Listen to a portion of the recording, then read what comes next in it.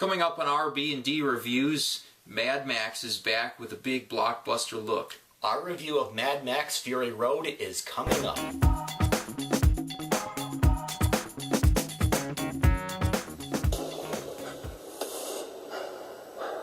this wasteland, I am the one who runs from both the living and the dead. A man reduced to a single instinct. Survive. Thank you for visiting our channel. I'm Dave. And I'm Rob. Mad Max Fury Road is the newest movie in the series in about 30 years, right, Dave? Since Thunderdome? Yeah. Yeah. So Tom Hardy is taking over the character that was made famous by Mel Gibson. Like the other films, it's set in an apocalyptic future where the world is now a sort of desert wasteland and the survivors are doing whatever they have to live. Max is captured by the war boys, whose leader is the Tyrant Immortan Joe, and Max encounters Furiosa, who's played by Charlize Theron, and she's trying to escape and head back to her homeland, so Max agrees to help her out, and what follows is a very lengthy road battle. This seems like you know.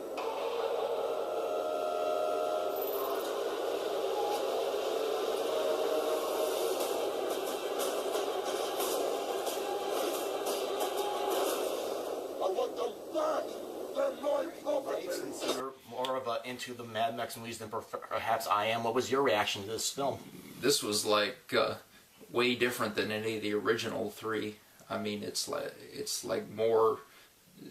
This one was even more like fast paced and everything. I mean, to me, it was like this was kind of like a variation of Thunderdome and the Road Warrior. Not so much the very first movie, but a lot of this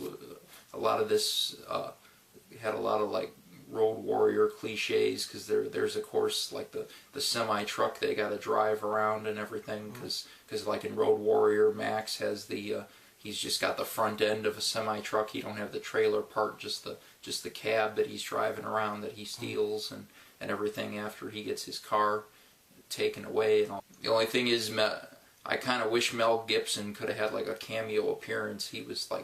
Mel Gibson was like so pissed about this, because he was even saying, I don't know if it was like on Letterman or if it was on one of the other late night shows, they interviewed him and he was like real angry because he didn't get a cameo appearance in it.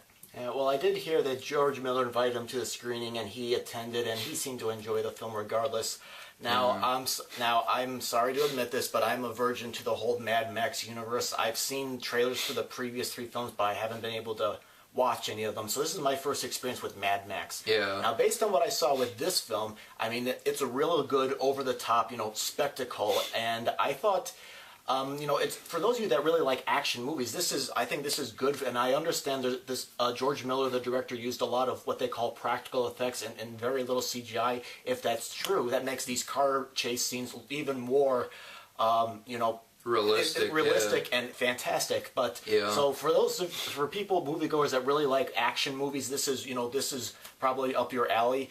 I thought it was a very good movie to see on the big screen. My only beef with it was that I felt like I didn't get to know the characters quite as well. I mean, I know there's a few scenes here and there where you can spend with Charlize Theron, the character, and Mad Max. You kind of get a little bit about them, but there were a lot of characters, and I felt like it was really hard to keep track of all of them sometimes. Yeah, it does like jump back and forth. I mean, most of the movie is with Max and like the people that he's working with, Charlize Theron's character, and then the villains, like 4 or 5 wives and everything, and then they're trying to get across the desert to this place they call the Green Place. And want to get through this? Let's go!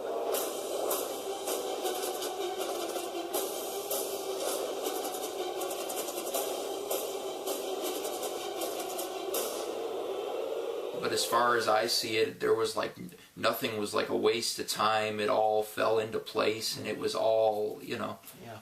The whole thing was like good. Yeah, I mean, and there were a few campy, over-the-top moments, especially with the costumes, but that didn't really bug me, and I really I really felt like this movie moved at such a crazy pace. I kind of felt after a while how crazy some of these characters really are, especially when they're You know, there's really no water and there's not a lot of gasoline, and people are, you know, scavenging and going after each other and doing whatever they got to do to survive. And I thought that was really fascinating. It's almost like a metaphor for what's going on today. You know, running out of resources, because I think that's more or less kind of like what they wanted it to be years ago when they made the old ones in the 80s. I mean, those were more just like, in the 80s, those were considered like just like cult fan based film action movies with like a weird weird types of costumes and twists and all sorts of things. Just like your typical like 80s thing, but they turned out to be like much more than they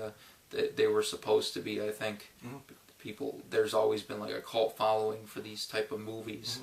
And on the technical side, we talked about the special effects. One thing I noticed was the photography was really good and the costumes were really colorful, and I really liked that too. Yeah. Another thing is the music. I don't see this too many in other people's reviews, but the score really was terrific, and it really added to the, you know, tension and action. I thought the music to this movie was really good. It's mostly like hard rock and metal and whatnot. Like my favorite thing was like the enemies, like Caravan. They had like they had this like one blind guy, and he like plays like metal music, and they got like these huge like drummers on the same thing, and the whole cab of the truck is made out of like Marshall amps and other like big stereo amplifiers and whatnot.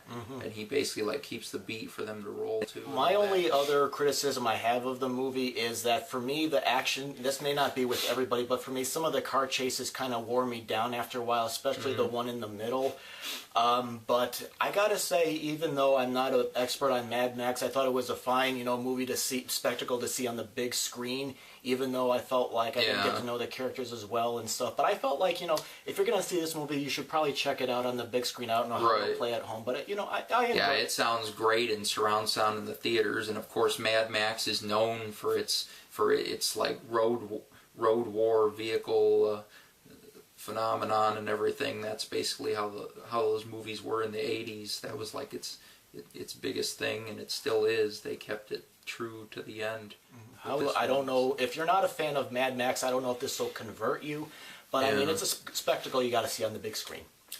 Well, that is our review of Mad Max. Now go ahead and type your comments about the movie or the video below. And feel free to visit the main page and look at our other reviews, and consider being a subscriber to our page as well. All right. Thank you for watching our video. Thank you.